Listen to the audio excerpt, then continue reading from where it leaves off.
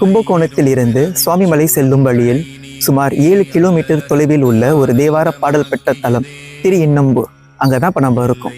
சம்பந்தரால் ஒரு பதிகம் மற்றும் அப்பரால் 4 பதிகங்கள் பெற்றுள்ளது இத்தலம். தலவிருட்சம் பலாமரம், தல தீர்த்தம் ஐராவத தீர்த்தம். இத்தலத்தில் உள்ள இறைவன் எழுத்தறிநாதராக அருள் பாலிக்கின்றார்.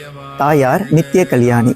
அகஸ்திய முனிவருக்கு தமிழ் இலக்கணத்தை போதித்ததால் இந்த ஈசனுக்கு எழுத்தறிநாதர் என்ற பெயர் வந்தது என சொல்லப்படுகிறது. இத்தல இறைவன் கல்விக்கு அதிபதியாய் வழங்குவதால் இந்த கிராமத்தில் உள்ள தங்களின் குழந்தைகளை பள்ளியில் சேர்க்கும் முன் இத்தலத்திற்கு வந்து ஒரு தட்டில் நெல்லை பரப்பி பிள்ளையார் சுழி போட்டு எழுத்து பயிற்சி ஆரம்பிக்கும் வழக்கம் ஐதீகமாய் இங்கு உள்ளது.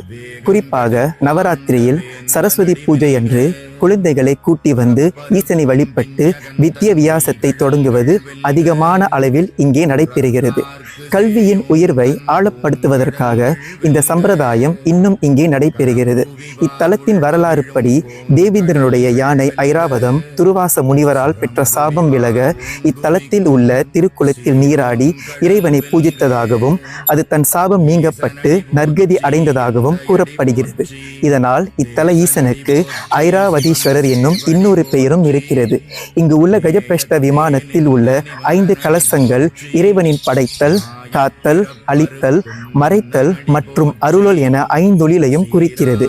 கஜபிரஷ்ட விமானம் பார்ப்பதற்கு ஒரு யானையின் பின்புறம் போலவே அமைந்துள்ளது. சிவா திருச்சிற்றம்பலம்.